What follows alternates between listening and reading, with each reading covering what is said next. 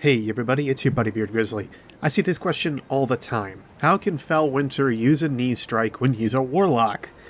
You know, that honestly sounds kind of silly when you think about it. Just raising his knee makes him into a Titan?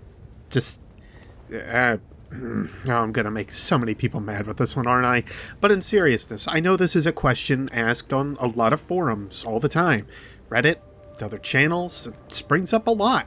It's a question that plagues the minds of many, and for good reason. Can a Guardian transcend their normal set of class abilities? Since we've already brought up the ideas of Felwinter, let's just dive into it. Felwinter's card is of particular interest, and for many, where it all got started. The floor shuddered as the Warlord upended the massive table with one hand. It smashed into the opposite wall as tendrils of void light passed through it and coalesced into Felwinter's leaping form. Satan had seen this parlor trick before and judged that he could hammer the Iron Lord out of the air, but Felwinter's momentum continued into a knee lift that smashed into Satan's head as the larger man reared back to strike. The Warlord fell, the front of his helm shattered. Felwinter landed next to Satan's prone body. Lady Older taught me that. I can't say the Iron Lords haven't done me any favors, the voice intoned. You know we'll burn the world before we let the Iron Lords rule it, the larger man gasped, breathing out of his mouth, his face a bloody mess. The void light in Felwinter's hand snapped, and so did the Warlord's neck. Obviously there are two weird scenarios to pull from this card. The fact that he seemingly pulled an aerial shoulder charge, and that Yolder taught it to him. Or, at least, he lifted his knee, and Felwinter was just copying the motion. I'm just harping on this point because of how possibly silly this whole thing could turn out to be, but let's look into other instances while we're at it. Dredgen Yor is another fine example. Or do I call him Razil now? I mean, I could just call him Jimmy Crackcorn, but no one would care. Anyway, Razil is mainly found in the Legends and Mysteries grimoire. Razil was a man. In time, his kind would be called Titan. Mountains of muscle and might and metal. His collar was fur and teeth, his person clad in ornate gold-etched plating, trophies upon his shoulders. So, just to confirm, he's a Titan at this point in time. There's also no mention in the Razil cards that show he may have changed from a Titan. And then the arguments started to spring up, mainly because of his choice of weapon? How we envision him? A couple armor pieces? We could take a bit from the cards to mean he changed himself, but in that cool evening air, as dusk was devoured by night, the noble man ceased to exist. In his place, another stood. Same meat, same bone, but so very different. The first and only of his family, the sole forebearer and last descendant of the name Yor. In his first moments as a new being, he looked down at his rose and realized for the first time that it had no petals. Only the jagged purpose of angry thorns. I'm just not seeing that he's a hunter. I've scoured over the cards, one after another. The only true thing that seems to implicate that he could have changed into one is that he can use a hand cannon. Else, not like that's impossible for a Titan to do. Looking through items and weapons, the only true thing you could say that makes him into a hunter is Dredgen Yor's rose and the cloak of Dredgen Yor, being both of these items are hunter-class items. But then it all comes crashing down again with the mark of contention being a Titan mark. Just to read these items off in order. Dredgen Yor's rose. In his strong hand the man held a rose, and his aura burned bright. Cloak of Dredgen Yor. Before he took Bahanan's light, Dredgen Yor ruled the Crucible, the notorious thorn at his side. Mark of contention. The mighty Thalor was invincible in the Crucible until Dredgen Yor and his thorn. There's no evidence that suggests Yor was able to use the abilities of a hunter. Every card from Thorn and every item related to Yor showcases his use of the weapon and that this was all he needed to rely on. Then why does he need a cloak?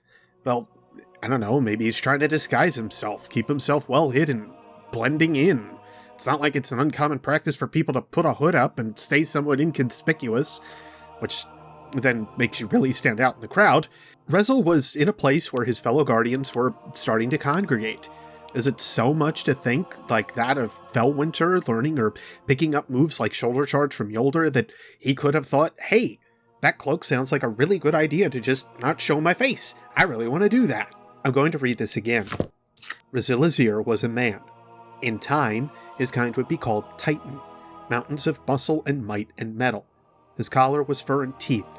His person clad in ornate gold-etched plating, trophies upon his shoulders. This was before the city was the city. This is before the walls. Still in the shadow of the fragile giant above, but before. And then he shed his skin and became something else, or at least I guess I imagine he shed his heavy armor to try to blend in a bit more. But this is before the time of the Guardians, you say? Well, time is certainly something we don't really know about with the passing of the 3 Rizilazir cards, but in the Thorn cards, Yor is called a Guardian. Your mouth just got your friend dead. This is what happens when you bore me, and right now, I'm so very bored. No, listen. Shh. But you're one of them. The Guardian, right? You're supposed to be one of the good ones. Supposed to be? Maybe I am. Maybe this is what good looks like. Any more? Who can tell? Why is this important? Well, we know that he was around since the beginning, since before the city was the city, before the walls were built. I can think of another group that fit that bill pretty well, being the Warlords or Iron Lords. And why am I bringing this up? I've seen some statements that feel the Warlords were able to alter their paths, to change what gifts they were given. I've seen that Guardians are the perfection of light, the one true path that the Traveler wanted. The Warlords were the first to be revived, and this means their powers aren't as heightened as ours. Yeah, get back to me on that theory while Saladin's walking around. I really, really don't mean to sound condescending to any of these thoughts. They're great to have, and they certainly made me sit back and question a few different ideas I had on whether the Warlords, Iron Lords, Guardians, whoever else may be different in their abilities and talents. But if we're going to start talking about ones with cross-Guardian abilities, we have to look at Eris. In fact, you really can't talk about this topic without bringing her up. Why? Guardian! Come with me!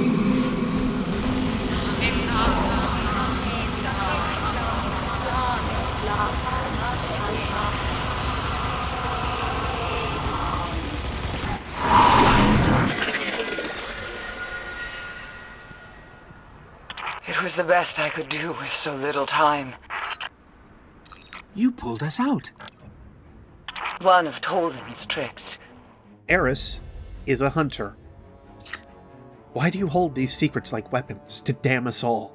Because they are weapons, and we are going to use them to show the Hive they are not the only ones who breed fear. How? We are hunters. Hunt. Find the eyes that are upon us. Yet, here she is, listed as one of the Guardians, able to use some of Toland's tricks. Or Toland himself was once again, we assume a Warlock, but why? We found Toland. Toland tells us that Crota's presence in our world is a shadow, that its true power resides in another world forged by his will. We must pass through a keyhole between realities, navigate the seething midnight of Crota's world mind, and overthrow the ascendant champions that gather to his throne. Toland speaks, he hardly seems mad at times, of the terrible things that await us. A secret song he hungers to learn, and the issue of that song, an ashen-burning star husk that looms above, the utter antithesis of life. He talks of it with a curious ambition. I do not want to understand. The Warlock Osiris vanished into exile years ago. Unlike solitary Toland, Osiris left a network of acolytes and admirers who carry on his work. A Warlock's mind is an arsenal of deadly secrets, balanced between godhood and madness. It's assumption. He's paired with Osiris a few other times in the cards as well, but yet we don't truly know his class. We're just assuming. It continues with Eris. She's a hunter, but yet she was able to pull us out of Crota's death ceremony with words and incantations, seemingly something you'd expect of a Warlock. Then we get the most damning piece of evidence with the new Eris Morn card. She lifted her head and looked beyond the window to the horizon, to the grand sweep of the walls, the edge of humanity's reach. Be safe, Gensum Scribe. A storm is coming, and I will not be at your side when it finds its way to our shores. With those words and a gathered locus of power, she was gone.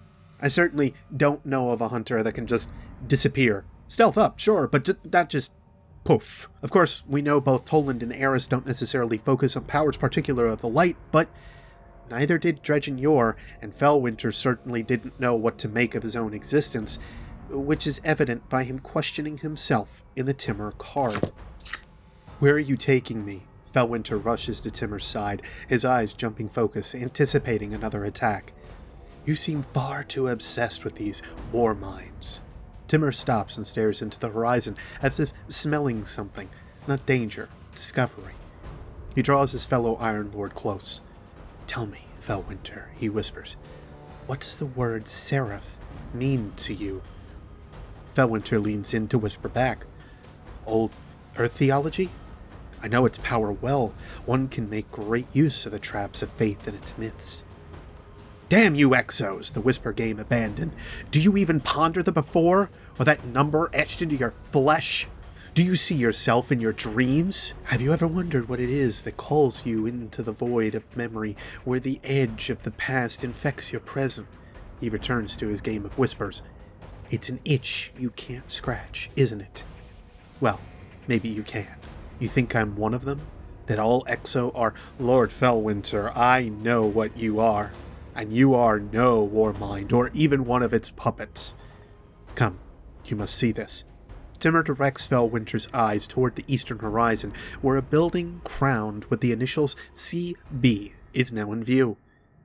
We all have creators, humans, Exo, war minds, even those poor awoken. Some are just easier to find.